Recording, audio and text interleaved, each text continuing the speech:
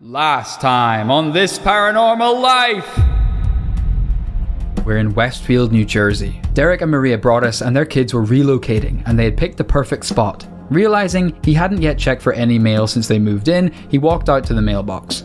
A couple of bills and then a small white envelope with fine handwriting on the front, spelling out the new owner. You don't want to make 657 Boulevard unhappy.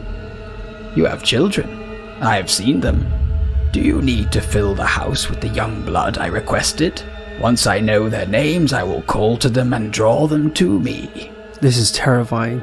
Do you have any enemies, Mr. Broadus? Anyone who might want to get revenge or blackmail you? This thing could have come from anywhere. This was getting worse and worse as each letter from the Watcher became more unhinged. I am in charge of 657 Boulevard. It's not in charge of me. I will fend off its bad things and wait for it to become good again. It will not punish me. I will rise again. Welcome back to part 2 of our 2-part series on The Watcher. Ow! Last week we followed the Broadus family who moved into a sleepy and wealthy neighborhood in New Jersey called Boulevard, and things quickly became a living nightmare thanks to The Watcher. So if you haven't already, I recommend going back to listen to part 1 so that the story really makes sense.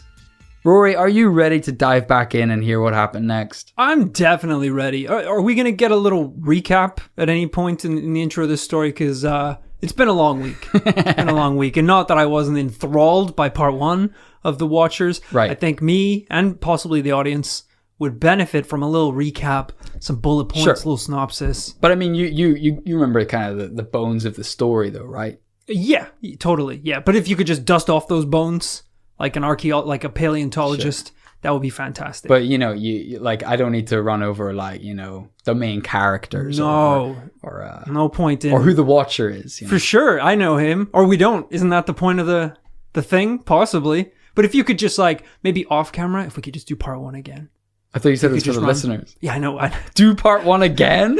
It's for the listeners. We'll record it. We probably won't use it or anything because we have part 1 already recorded. But if we could just if you could just tell me what happened in the first episode. I watched the tape back for part 1 and it was just you asleep wearing a mask and then just a tape recorder of Rory going, wow, that's terrifying. You read the intro questions and the pupils disappeared from my eyes. They didn't come back until the end. No, I'm on board. I'm ready to go. Tell me who he is.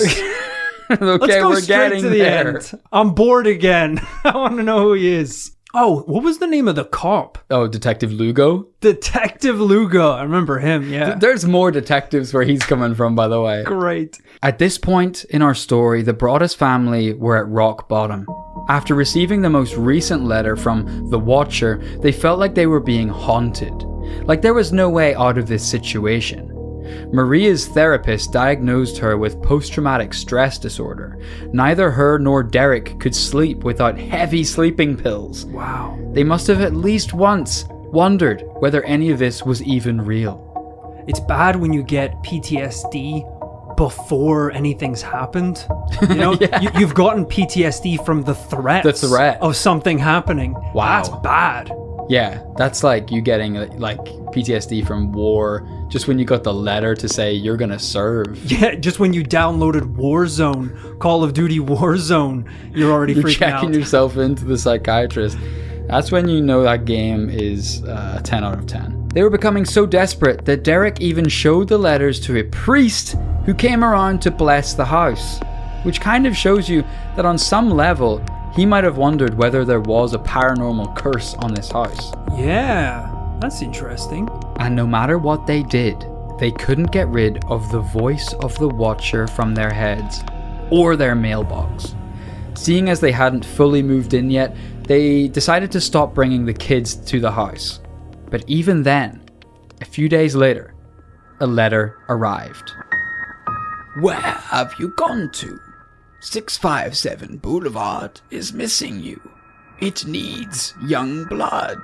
They decided that they couldn't go on like this, and they had to sell the house. So they tried to play dumb and list the house for even more than the $1.3 million they paid for it. Oh, that's a bit bad. But if you think about it, the whole time this story's been unfolding, they've been renovating the house, ripping stuff out. That's why part of why the Watcher is mad is because they've been ripping stuff out of the house. With it, yeah. So they've put in beautiful new kitchen, beautiful new furnishings. Lots of big windows, which the Watcher actually doesn't mind. He's pretty keen on the windows, actually. But unfortunately, they quickly found out that gossip spreads fast in Westfield, New Jersey. And very soon, they were getting lowball offers from people saying, "We would just love to pay full price, but with so many unsubstantiated rumors floating around, we just couldn't." Even if it wouldn't get their money back, the Broadduses felt like they had been cheated and wanted justice. So they sued the Woods family who sold them the house for not telling them that they got a letter from a potential serial killer right before they moved in. That's fair, actually. I think that's in the grounds for suing. That's pretty bad. You know, people want to know if there's like a sex offender in their area. Yeah. You know, the Watcher is right up there. Yeah, exactly. Just because he hasn't been caught yet doesn't mean you don't need to tell anyone. You shouldn't have to wait until he sexually offends to register him a threat. Yeah. This is the problem. Technically, nothing has happened on the property. Because I think for things like murder homes, you have to clarify that upright. Right. You know, where it's like, wow, this is a beautiful house and like a beautiful neighborhood. Why is it only half the price of the ones next door?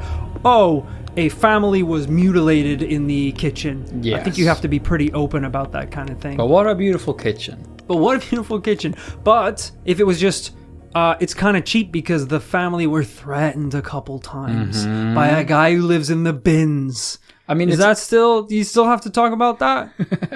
It's actually... I'm flipping a house here, all right? I need to know the rules.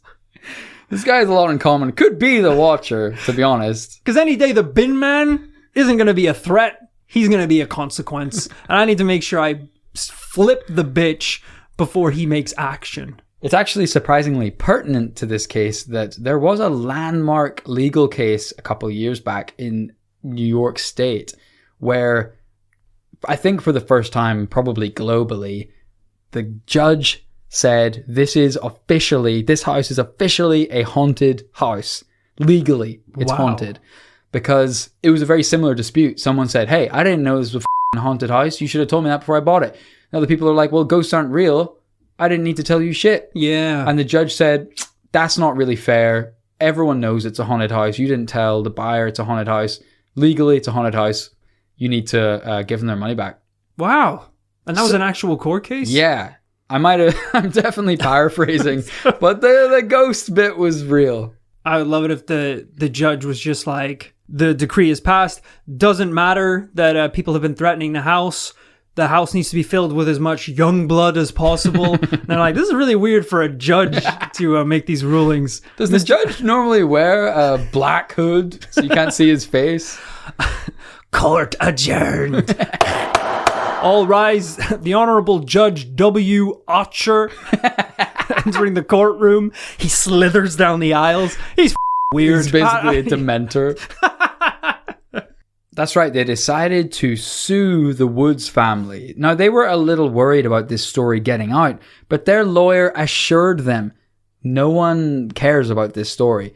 And at most, this will make it to a small local paper. The next day, Derek and Maria woke to an odd sound. Welcome to this morning's local news. Our first story. A new family to the Westfield area have an unusual problem. They bought the house of their dreams, but it quickly turned to a nightmare, thanks to a mysterious, angry neighbor who calls themselves the Watcher. They looked out of their window to see dozens of news trucks camping out on the lawn of 657 Boulevard, trying to cover the story and catch the Watcher. This might work out pretty well for them, actually. All they've wanted is help from people. That's true. In a situation where you feel quite isolated and quite vulnerable, you've basically surrounded your house in this suit of armor. Cameras pointed in every direction. This is kind of great. That's true. You know, if you were some kind of murderer, you're going to have a harder time getting to the Broadduses through the slew of news reporters. At the same time, we've established before, the Watcher is a pretty unhinged guy. So we don't know if this is any obstacle to him whatsoever. I think at one point he said he was in the walls. So that's already pretty bad. Yeah. One reporter even set up a lawn chair to stay overnight and catch them in the act himself. The family got over 300 media requests for interviews and news features. Not just that, but people online were chipping in and trying to solve the case from afar, which is something I really appreciate because, as I always say, we don't like leaving the comfy studio either. It's true. If we can solve it using, ideally, one hand on a mouse, that's the perfect paranormal story. I bought one of those cameras that can shoot in the dark, like the green night vision ones. It cost me like $2,000, and I use it to find my fridge at night when I want to eat bags of shredded cheese. I don't need to go out into the wilderness and hunt for ghosts. I'm perfectly fine using my, frankly, thousands of pounds worth of paranormal equipment just to hunker down at home. Whenever I wake up in the middle of the night, I need to piss because I've drank too much Gatorade throughout the day from doing nothing. Instead of reaching for the light, I reach for my night vision goggles. Yeah. Unfortunately, piss doesn't show up very well on the goggles, so I end up pissing all over the bathroom. I still like to get my money's worth. Exactly. So one commenter on an online article said they should scan the insides of the walls with a ground-penetrating radar to see if there's anything horrifying in there. Talking about, man, like Attack on Titan. You gotta get in the walls. This is actually something that the Broadduses did, but they didn't find anything weird. People on Reddit scanned Google Maps Street View images to try and find cars parked on the street. At one point, they found a man sitting in his car, seemingly holding a camera. Ooh, this is the luxury that we have when we're investigating a case that took place so recently, is technology and the ability for a story to travel so wide and so far that people from all over the world can get involved. We don't have that luxury when it's just 12 dads with guns hunting a very large dog in the woods. You know, that's a different type of challenge. Whereas this, it's cool to see so many people getting involved. Absolutely. I mean, if I was there, I'm firing up AirDrop on my phone and seeing if the Watcher's iPad shows up. That's pretty smart. I like it.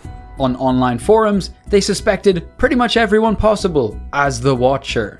I'm telling you, it's an angry mistress. Mr. Broaddus kept her on the side, but when he wanted to move and cut her off, she got mad. It's definitely an estate agent who missed the sale and wants another chance to get commission. What if it's a creative writing student on an assignment? Duh, it's viral marketing for a horror movie. Before long, they had a media storm on their hands. So to escape, they took some time away from Boulevard and moved into a friend's house. But it was as if the Watcher had cursed them and they couldn't escape from it. Shortly after arriving, Maria's father had a heart attack and the friend they were staying with had a seizure. Whoa! I thought you were going to say like he wrote them a letter to the new address. No! Dude straight up died. His heart exploded. I mean, from the stress of it all, probably. Again, this is just another little nugget that makes this whole story feel paranormal. It feels like something the Watcher should have brought up. Like, I'm watching the house. I need young blood. Yeah. By the way, if you leave, I'll make your ticker pop. Yeah, dick move to I not am bring a that god, up. by the way. I am an immortal night beast. These are all things that should have been clarified possibly in the first letter. Because otherwise, I thought he was just like a pervert in the bushes. Yeah. With he likes to wash people in houses. Sure, that's weird. But it doesn't make me think that if I move to Argentina, my eyes will explode. If I had known that he could Freddy Krueger style enter my dreams, I wouldn't have gone to stay at my friend's house. Exactly. I might have actually liked being watched. Maybe I would have found comfort in being watched. From a safe, not inside my brain distance. Yeah. And around this time, the detectives made a surprising discovery. Hello? Lugo? Derek. Alright, don't get your hopes up. It's not much... Sorry, I didn't even say. It's me, Lugo. Detective... Oh, no, you already knew that when you picked up the phone. But you were right. It's me, Detective Lugo. It's Lugo. It's honestly pretty easy to tell when you answer the phone. Sorry. On account of your wildly raspy voice. Do you have caller ID? I just got it. Sure, yeah. I bumped up to the new iPhone. Really? Yeah, you seem like a pretty analog guy in a digital age. The big 5. What? iPhone 5. The iPhone 5? Yeah, I'm up from a Nokia. It's like 6 years old, man. The new ones have call ID? They all... let's just get to the evidence, Lugo. It's not much, but we've made a surprising discovery. The lab finally got back with the DNA results. I got an email. The new one has an email app. So we haven't got a match. But the DNA, it belongs to a woman. Do you have any idea who that could be? Jesus. No. I'll think about it, though. Thanks, Lugo. Take your time. This thing has a ton of apps, so I'm not going anywhere. Right. No, I'm happy for you. I'm happy for you, Lugo. Enjoy your new phone. I've got to think about this whole serial killer, the Watcher thing. You know. It's got one that looks like you're drinking a beer. Like you pour your phone and like a beer pours in your mouth. These are. I mean, aside from these being incredibly old apps, I feel like you should have so much more important work to do as a detective. It's been a slow month for Lugo. What are you talking about? The Watcher is the most sensational thing to ever happen to Westfield, New Jersey. So for the first time, it was confirmed. There was DNA on the Watcher's letters. So maybe for the first time, we should be able to rule out that it was a ghost or demon writing these things. Yeah, I don't know if demons have DNA. That's an intro question. I also don't know what DNA stands for. Ooh. Gotta tap into my school knowledge here. We look it up. Demonic? Okay, it was, yeah. It was definitely a demon. Cells has to be the last one, for sure. Cells? I don't know. What do you mean? DNA? Where does cells fit into that? It's your body material. Cells. It's what makes us all. DNA. So it's like... With that acronym. Cells...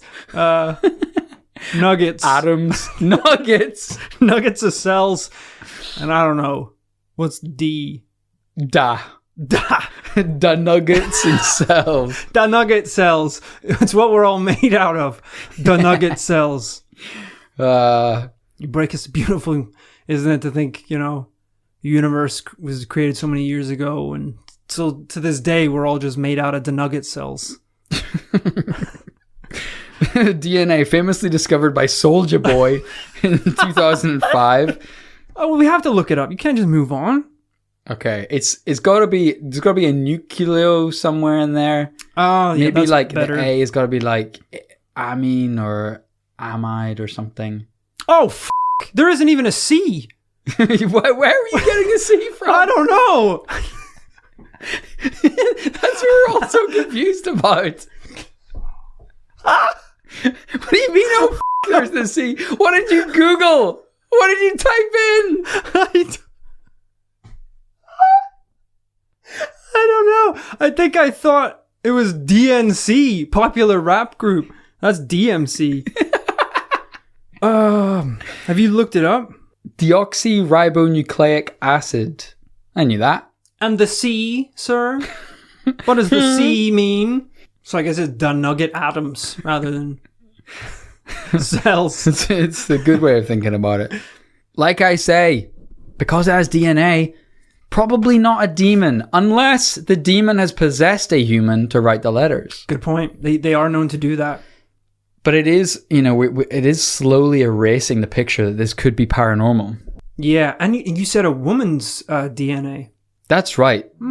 For some reason, everyone involved just assumed, because most serial killers and criminals are men, that we should be looking for a man. But in fact, this turned the case on its head. It wasn't a manhunt anymore. It was a lady hunt. Ooh, is that the term for it? A lady hunt? That sounds really wrong. Definitely not. Pretty sure ladyhunt.com is a different thing. It could be anyone. Derek thought, what about their neighbors, the Langfords, again? Right. There was a sister. She's even a real estate agent. Could she be mad that she didn't get to sell the house, and now she's trying to devalue it by inventing the Watcher? Hey, that's plausible right there. Booker, straight in. Detective Lugo doesn't wait around for evidence. She just wakes up one morning with a desert eagle in her face. Definitely not regulation. Donut crumbs falling onto her in her sleep. You're coming downtown. What did you say? I said you're coming downtown. Detective Lugo's loaded up a gun app on his new iPhone 5. cocked it right in her face. Veteran Westfield detective Baron Shambliss was now on the hunt for a female suspect. He was staking out the house one night in a van. He sounds like a Cluedo character. What's his name? Baron Shambliss, Okay. who killed Lady Scarlet in the dining room with the candlestick. So this is a complete movie cliche going on here. This is the black van with the word pizza printed on its side. Right. Yet dozens of satellite receivers and microphones all over it. Circling in the night. So they're inside, chomping down coffee and donuts for hours and hours. They're so damn busy making fresh pots of coffee and opening boxes of donuts, they don't even notice tons of evidence just passing them by. Until suddenly. Inspector, are you seeing this? We got a station wagon pulling up on Boulevard. It's slowing down. What? Hold on. Let me finish this donut. I don't think I was supposed to have a British accent. and this coffee. Goddamn, I love being a British detective. Sir, it's slowing down. It stopped outside 657. Jesus Christ. Why didn't you tell me? Let me see. Oh, looks like a young woman. She's just staring at the house. Hold my coffee. I'm gonna ask her a few questions. Baron opened the door to the giant pizza van. Confusingly, for anyone walking by, he was covered in donut crumbs and coffee stains.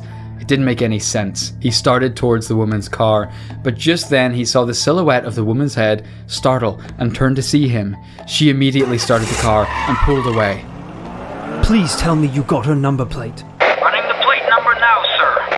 They managed to track the car down to a young woman whose boyfriend actually lived on Boulevard. They managed to track the car down to a young woman whose boyfriend actually lived on Boulevard. They brought her in for questioning. So tell me, little lady, what were you doing on Boulevard that night? My name's Sharon. I'm not a little lady, mister. Anyways, I was just curious is all. Seems like a strange time of night to be just curious. Well, you know, with all this stuff about the Watcher, I just wanted to see what this house, what was going on. Interesting. So you came to watch the Watcher. I guess you could put it that way. I mean, me and my boyfriend have been talking about it. We're just curious. It's nothing more than that. Well, if you're interested in the case, you would have seen that recent DNA evidence has suggested that the Watcher is a Schwatcher, is a woman. You're trying to tell me that the Watcher's a woman? That's correct. And I see a woman late at night driving by that very house. Whoa. No, like I said, it's just me and my boyfriend. We just like to talk about the story, that's all. Tell me a little more about this boyfriend. Oh, what is there to tell? He grew up on Boulevard, just like where the Broaddusses live. He's quiet, you know. I guess a little bit of a recluse. What do you mean by a recluse? No, you just like he doesn't really like people, you know. In what sense? Any of them. All right. In a threatening way? Well, I wouldn't say threatening. He just prefers to stay indoors. He's big into video games, actually. How did you two meet? At a Taylor Swift concert. So let me get this straight. You were driving by the house, you slowed down, but you were on the way to meet your boyfriend. I just been reading about it in the news, that was all. You said your boyfriend liked to play video games. What kind of games does he play? Psychological games? Mind games? No, video games. But now that you mention it, they're all pretty dark. I mean, really, really frickin' dark. I mean, some of them are scary. I don't even like to watch them. I see. Animal Crossing? Nighttime? Minecraft with the gore turned on? Survival mode? Super Mario? But only the scary levels with lava and shit? No, mister, I understand. like horror games. Say no more. Mario Kart Rainbow Road, one lap only. Tetris with one hand and one eye closed. I too play scary games. Are you married, sir? How do you spend your time? I too am a gamer. Baron Shambliss is a gamer. Of course. What is his story? He grew up in Surrey, England, before moving to New Jersey to be a gamer detective. But now that you mention it, in one of these games, he actually plays as a specific character. He calls this character the Watcher. All right. Why didn't you tell me this when you walked in? Why do we have to do this little dance? It's late, man. It's fucking 11:45. I was sitting here talking about Super Mario. And your boyfriend's the Watcher? That's what you're telling me now? God damn it. I wonder how much that happens to detectives. Where it's like the guy's been in the chair for 3 hours. He says he's not going to crack. And they sent detective after detective trying different techniques. Good cop, bad cop. Sure. It's been like 7 hours. You've just texted your wife, I'm not going to be home for dinner. The in-laws were in town. The meatloaf is burned. It's a nightmare. And then, 7 hours down the line, he goes, although now that I think about it, the boss did say he needed help hiding bodies. Oh, for Jesus Christ. Really? 7 hours in? That's just tickled your brain? God, that would drive me crazy. I know. You're just like, it's like, we got it. All right, let him go. All right, everyone go to bed. Jesus, we'll pick this up in the morning. You know what? You're coming home. You're coming home with me, and you're going to tell my wife why I've been in the precinct for 8 hours straight. This is our anniversary tonight, Oh, jeez. I'd rather go to jail if you don't mind. You come home with this prisoner who's got crazy eyes covered in blood. Tell her, Mary, this is why I'm late. This is Jacob. Jacob, tell her. I stabbed a man. He stabbed a man. Mary. That's why I'm late. All right. Now think about it. Shouldn't have brought him home. Baron's heart raced. He had found his man. They contacted this woman's boyfriend immediately, but after agreeing to come in for questioning twice, he ghosted, and they didn't have the power to track him down and force him to come in. You can't use that term in a paranormal story. In my head, that means he disintegrated through a wall whenever they tried to get him in. He went like the twins in the Matrix. He just turned to dust. But confusingly, this guy was living away from New Jersey at the time. And when Baron got the DNA results back from the girlfriend, it didn't match the DNA from the woman who wrote the letters. Nor did it match the DNA of the Langford sister who worked next door. Not only had they lost their prime suspect, they were back to square one. I'm not going to be home for Christmas now. Now the neighbours were sick of the accusations, the media circus, all the attention their little street was getting that had been so peaceful until the Broaddus family turned up. They started talking. They thought, you know why they can't find the perpetrator? Because the Broadduses wrote the damn letters themselves. It was only a matter of time before people started accusing the accusers. Yeah, accusers. So they bought the house and decided they didn't want it anymore. They needed an elaborate scheme to get out of the sale. Or they were attempting some kind of insurance fraud. Or even wilder, they're trying to sell the movie rights to The Watcher, coming to a screen near you. And at this point, they had been approached by several studios, but declined to sell the story. Really? Wow. But despite their suspicion, Maria's prints were taken by the police and they didn't match anything. In a last-ditch attempt to sell the house, they opened up the house for viewings and made everyone who looked at the house sign a register so they could compare the signatures to the signature of the Watcher. That's a great idea. But every single person who put in an offer, excited by getting such a beautiful house on the cheap, pulled out as soon as they were shown the letters. Not only that, but when they tried to apply to demolish the house and build two smaller ones to finish this once and for all, over 100 neighbours went to a town hall meeting and demanded that 657 Boulevard could not be torn down. Why do people not want the house to be torn down? Because we've been living here for 56 years. And it's a beautiful street. It's one of the most beautiful streets in New Jersey. All right. And they're going to destroy it. Once again, I know this is the third time clarifying to the people in the town hall. You do not have to yell. The microphone is an inch from your face. What? You don't have to yell. I'm very f***ing old. There are mics set up in the aisles. If you have a question or reason why you would not like the house demolished, please just approach the microphone and you can just talk at you. I would like to speak now. All right. Susan, this is Susan, everyone, from, I think, 2023. Number 23, Susan, what is your issue with the house? They are bad. All right, a little louder, actually, Susan. I know I said not louder, but you're a little quiet. Can we get the mic up for Susan, please? You're getting softer, sweetheart. You're actually getting quieter. They're bad people. Okay. They're bad people. come to destroy the neighborhood. All right, thank you for that. Sir, in the back with the raised hand. We can't let them destroy the house. All right. It's the most beautiful house on the street. Once again, I cannot hear you, sir. I cannot hear you. Please approach the microphone. Climbing the walls. He comes down the side of the roof like a spider. I don't like the spotlight, I'm afraid. Sir, you appear to be levitating, which I don't know the regulations, but I think that's against the restrictions of the town hall. But finally, after all this, they got a sliver of relief. They had a couple who were happy to rent the house. Ooh, rent. The new renter said, hey, Mr. and Mrs. Broaddus, listen, I'm a tough guy. I'm not afraid of this watcher. But if you could put it in writing in the contract that if we get another letter from the watcher, we get to leave.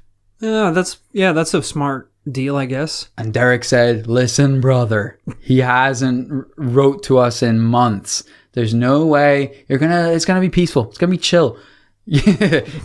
Derek is twirling the keys to his yacht in the Caribbean at this point. Don't worry about it. The watcher is long gone.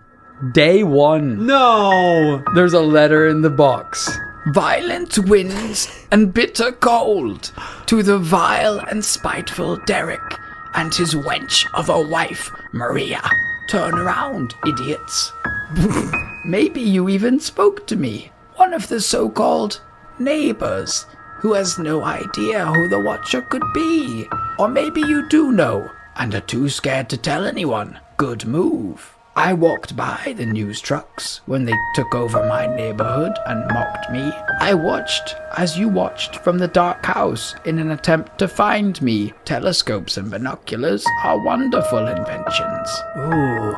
657 Boulevard survived your attempted assault and stood strong with its army of supporters barricading its gates. My soldiers of the boulevard followed my orders to a T. They carried out their mission and saved the soul of 657 Boulevard with my orders. All hail the Watcher! Okay. I will get my revenge. Maybe in a car accident. Maybe a fire. Maybe something as simple as a mild illness that never seems to go away but makes you feel sick day after day after day after day. Maybe the mysterious death of a pet. Loved ones suddenly die. Planes and cars and bicycles crash. Bones break. He's gonna crash a plane? These things are all over the place. All hail the Watcher! It's like, oh, maybe your pet will have a little accident. Maybe I'll give you an illness that will kill you over several years. One of those is magic, is a wizard's curse. This is the thing. This thing is so... It's just nuts. In between the world of the real and the paranormal. Yeah.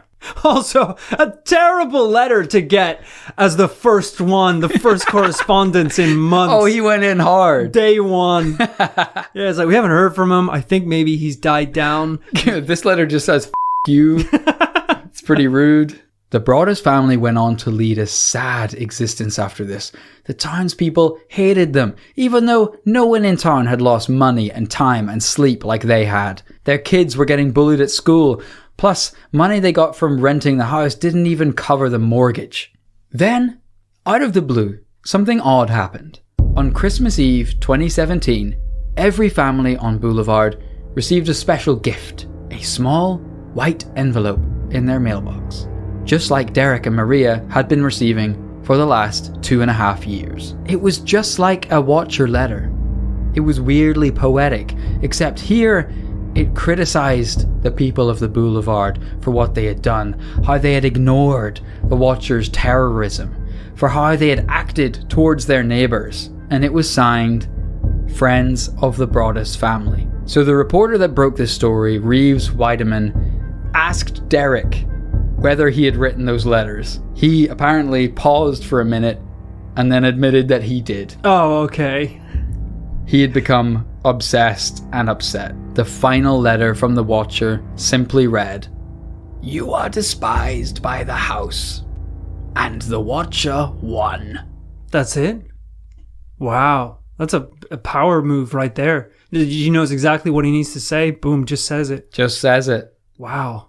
And Rory, that's the last correspondence they had with the Watcher. Oh my back God. in 2017. That's crazy. And then what? The letters just stopped, or the house was sold, or... So the new couple rented for a while. I think it has actually been sold in the last year or two. I think someone pulled through and agreed to it and was like, I'm cool. I'll sign up. The dice. Yeah, I mean, this is the thing. It's like, you know, all this property is like, you know, this is New York City, essentially, property.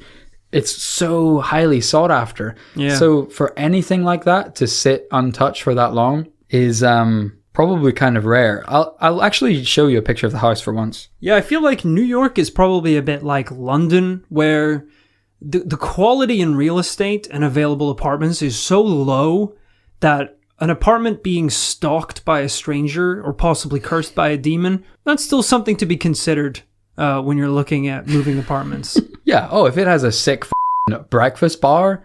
Yeah. I'll settle for my price range as well. If someone was tortured on the breakfast bar, I can still enjoy my Cheerios. If it is a concrete box and my landlord is a rat, as long as it is walking distance to the office, I will at least consider it. I'll at least go for a viewing. I'll think about it. Yeah, for sure. I'll sign up for a 6-month contract at least. I go check it out, and the rat landlord is like, I gotta tell you, we've had a couple other interested people come view it today. Well, all right. Well, then, yeah, sure. I'll take it. I'll take it for the full 3 years, sir, please. He's like, okay, we need payment up front on the first of each month. You're going to be paying rat dollars or human pounds. I could pay rat dollars? What's a rat dollar? Jeez. He's like, I shouldn't have said that. I would have got the pounds.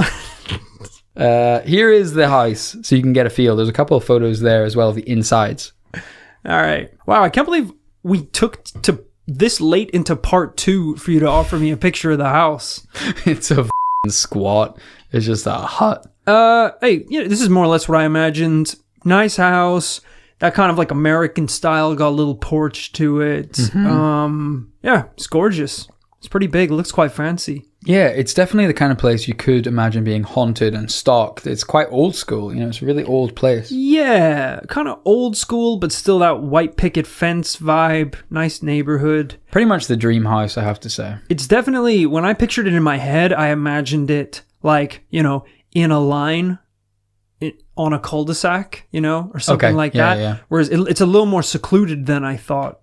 It seems like it's kind of its own area. Like it's got a little driveway up to its own. Oh yeah, it's got a house. Big garden and stuff like that. Look at it in that picture. It looks looks twisted like a little creepy Tim Burton house. There's some Photoshop I think going it's on there. Yeah, maybe a fisheye for the lens. drama. But hey, yeah, it looks like a nice place. So Rory, what do you think after 2 full episodes of investigation into the happenings of 657 Boulevard, Westfield, New Jersey? What are you getting a feel for, bud? I mean, I feel like we're starting to pretty much immediately rule out any possibility of paranormal activity here. But is there anyone you can point the finger at to try and help the family solve this case? Yeah, we got kind of hints of the paranormal. Definitely some threats that were outside the rules of this universe. But yeah, very little paranormal proof. Very little paranormal evidence, more just threats. I don't really know who this could be. It sounds like it's someone who is close enough that their interest in the house is because that they're located nearby. Yeah. It's probably not someone who's just in another state who wants to just terrorize some random people. But yeah, I have no idea. I assume it's somebody in the neighborhood.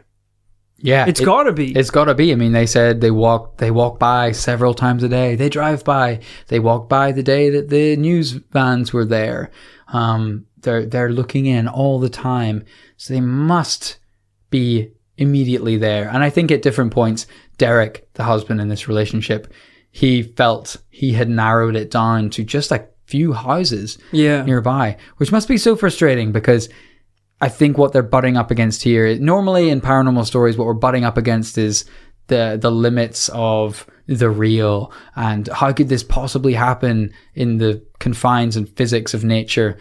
In this story, we're just butting up against police dollars and how much people are actually willing to investigate this story. Yeah. It seems like if you could dive deep enough into the locals, you could find the Watcher. Because that's the problem. Once again, nothing has happened It's just the threat of something happening. Like, it's hard to even open up a police investigation into this because there's no real crime scene. There's no real evidence. Nothing has transpired. It's literally just the threat. It's harassment, which I guess is a crime, but not an easy one to solve. No. Yeah. As someone pointed out, if the threats are coming by letters, that could be from anyone in America. Yeah, very true. You know, at least this story has a semblance of a happy ending. The Broaddus has lost so much time, sleep, and money throughout. But the neighbors are pretty spot on. Whether they meant to do this at the beginning or not, this story is going on to be a movie. Right. Interestingly, when The Cut published this article first, it caused one of the biggest movie industry bidding wars of 2018. You're kidding. It said that Universal, Jason Blum, Warner Brothers, Roy Lee, Paramount, J.J. Abrams, Bad Robot, Amazon, Michael Sugar, Peter Sherman, and 20th Century Fox all bid before Netflix won the auction, with the directors of Paranormal Activity set to bring this to Netflix in the coming years. This meant a 7-figure deal for the journalist, I believe Reeves Vitamin, who wrote the article, and crucially, the Broaddus family. Oh my God. That's crazy. Hey, look, we've said on this podcast before, that is why we don't like paranormal cases that result in the victims pursuing some sort of financial gain. It's true. It happens. We hate to see it, but it does happen a lot in cases. Someone claims they were haunted. Someone claims that they had sex with Bigfoot. And then before you know it, the book's been written. The porno's online. Oh, yeah. And it's making big money. Everyone's getting involved. And then you realize it didn't happen. It's a man in a gorilla suit. I sound like I hunted down for this film when I watched it because I wanted to see. Hotly anticipated movie. But it happens all the time. People making up paranormal stories for financial gain, and we hate to see it. It sours, it muddies the muddy waters. The water was already mud. So guys, bit of an unusual one, but I think we can say officially for the record, not paranormal, double no. It is a double no, but that wasn't the last couple of weeks. That wasn't the point of this story. No. This was more of a storytelling 2-parter series, which I'm going to clap out. That was great research. Thank you, brother.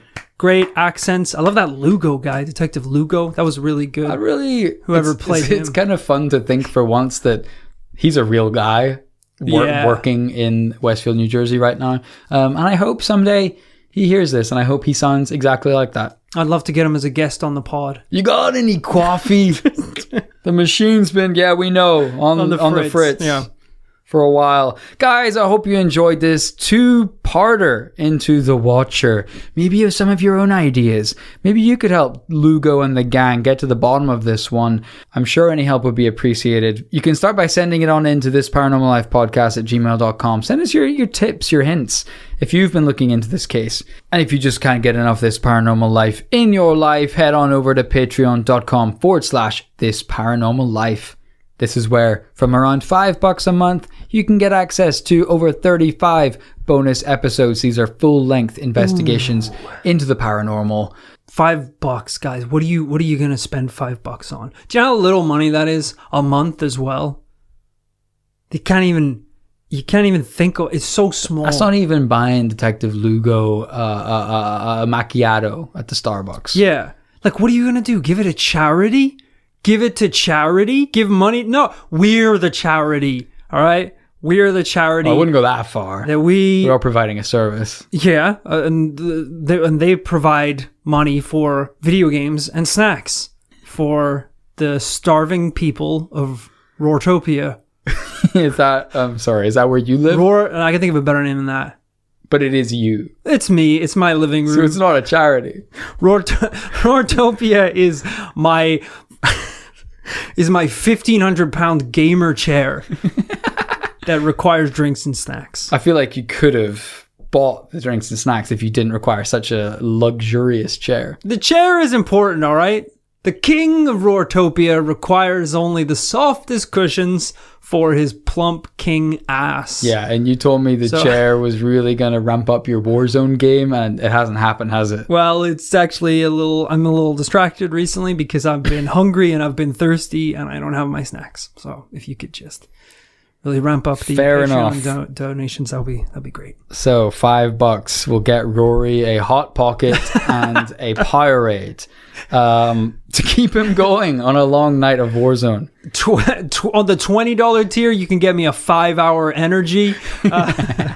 That'll keep me going for longer. That'll get me a personal-sized Domino's pizza to really burn the midnight oil. $20 gets you a t-shirt, which is fast pass entry to the This Paranormal Life commune. We should actually say one thing that we've been doing recently is, which some of you may have noticed, is doing video clips from the podcast. That's the funniest bit from every episode's cut out, recorded from right here in the studio and put online and on YouTube so you can watch them.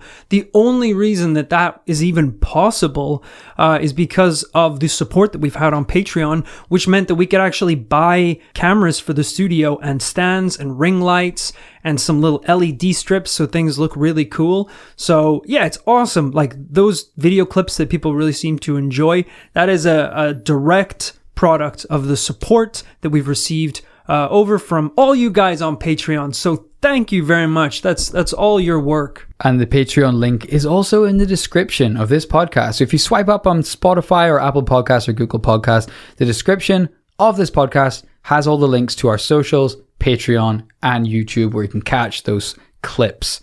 At the same time, we realize it's a difficult time, and if you do not want to support the podcast financially today, a great free way to help This Paranormal Life reach new commune members, future commune members, is by giving us a review on your podcast app of choice, whether it's Apple Podcasts, Spotify, Google, wherever. Those reviews help us reach new people, help us climb the charts, and just make the show bigger and better and help us do more things in future. Think of all of us in the paranormal commune as brainless zombies. Mindless, brainless zombies. Okay. Every review that is given to us, preferably of high stars, is a bite, is a nibble on the shoulder of someone who has not yet been bitten. It is a process which helps the show spread uncontrollably until... Imagine you're shopping at your local store. You just went in there to pick up a couple beers. And, wow, the guy behind the desk is wearing a TPL t-shirt. That's nuts. You turn around, the guy behind you is called Sock Rats.